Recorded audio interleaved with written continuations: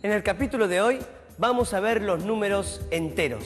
Muchas veces necesitamos representar numéricamente estados de la naturaleza o situaciones de la vida cotidiana para las que los números naturales no son suficientes. Y por eso empleamos los números enteros, que además de incluir a los números naturales, como el 1, el 2 o el 3, incluyen a los números negativos. ¿Para qué sirven los números enteros? Sirven, por ejemplo, para indicar la temperatura del invierno antártico. O la profundidad a la que se encuentra el lecho del mar.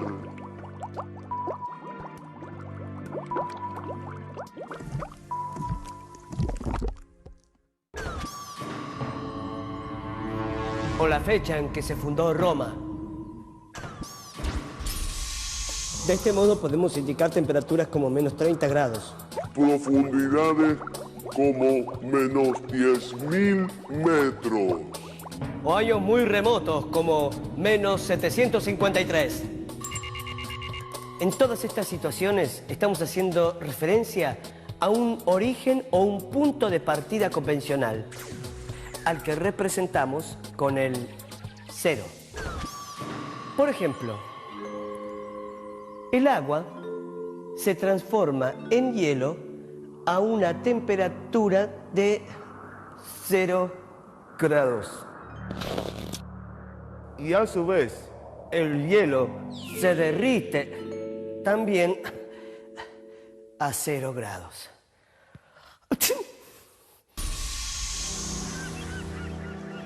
Por convención, tomamos el nivel del mar como el punto de altitud 0.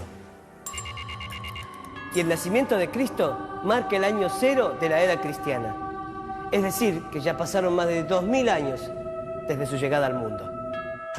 Tomando el 0 como punto de partida convencional, representamos los datos que estén por debajo con el signo menos y aquellos que estén por encima con el signo más. Esto nos ayuda a comprender rápidamente situaciones relativas. Es decir, que cada vez que se elige asignar 0 a una situación en particular, se necesitan números positivos y números negativos para indicar los sectores divididos por la marca del 0. Es decir, que cada vez que se elige asignar 0 a una situación en particular, se necesitan números positivos y números negativos para indicar los sectores divididos por la marca del 0. Muchas veces asociamos el 0 con la ausencia de cantidad, como si el 0 fuera equivalente a nada. Por ejemplo, si decimos que tenemos una cuerda que mide 0 metros, entonces no tenemos ninguna cuerda.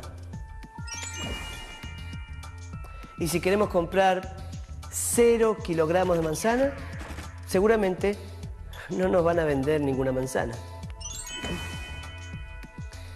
Pero cuando el 0 es convencional, esto no ocurre. Sabemos que el agua se congela a 0 grados, la misma temperatura a la que se derrite el hielo.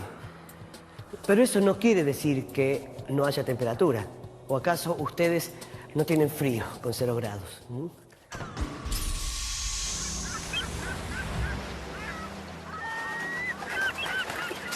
El 0 del nivel del mar tampoco significa que no haya una altura determinada, sino que lo utilizamos como punto de partida para medir, por ejemplo, la altura a la que se encuentran las ciudades o las montañas.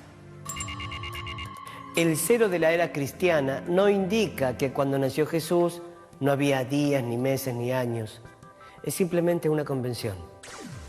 Por lo tanto, si tomamos a una situación X como el punto de partida 0, cuando nos encontramos con otra situación que corresponda a una cantidad menor, debemos indicarlo con un número menor que 0. Para ello será necesario utilizar un número negativo o indicar de algún modo que está por debajo de la marca tomada como 0. El registro de temperaturas es un ejemplo claro del uso de números positivos y negativos en nuestra vida cotidiana. Si estamos en la playa y la temperatura es de 30 grados, El termómetro lo va a indicar así con un número natural. Pero si estamos en una montaña nevada, en donde la temperatura es inferior a 0 grados, va a ser necesario utilizar un signo negativo precediendo el número de grados, por ejemplo, menos 4 grados. Aquí también necesitamos conocer no solo una cantidad absoluta, sino el sentido en que se tomó, porque también hay dos sentidos posibles, sobre 0 y bajo 0. Y en el caso de las temperaturas en la playa o en la montaña nevada, el punto de partida es 0 grados. Usamos números con signo que son los números enteros, y el conjunto de números enteros está formado por los positivos, los negativos y el 0. Bueno, estaba en la sala de espera de un consultorio ubicado en el 5º piso de un hospital. Mientras esperaba mi turno, salió del consultorio un amigo mío, que acababa de ser atendido, ¿no? Nos saludamos efusivamente en un hospital, con silencio también, ¿no? Y me comentó que tenía que ir a buscar el resultado de unos análisis a 2 pisos de ahí. Y que cuando yo saliera de la consulta, que lo fuera a buscar, que así tomábamos un café. Bueno, finalmente llega mi turno, me atienden y, bueno, cuando termino la consulta voy a buscarlo.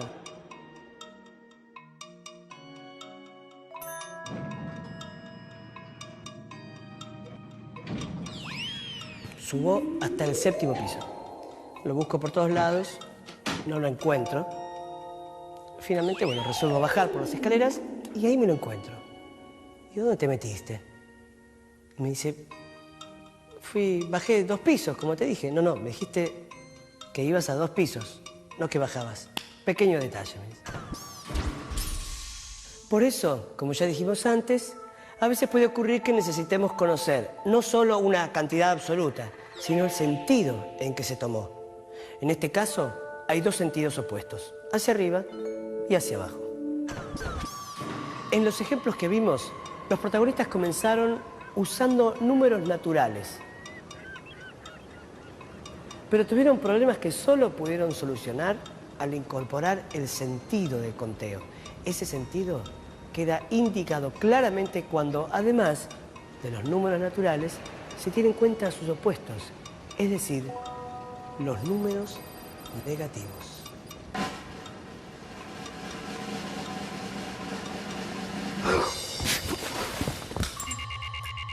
El conjunto de todos estos números al que pertenecen el 0, los números naturales y los negativos, se llama conjunto de los números enteros.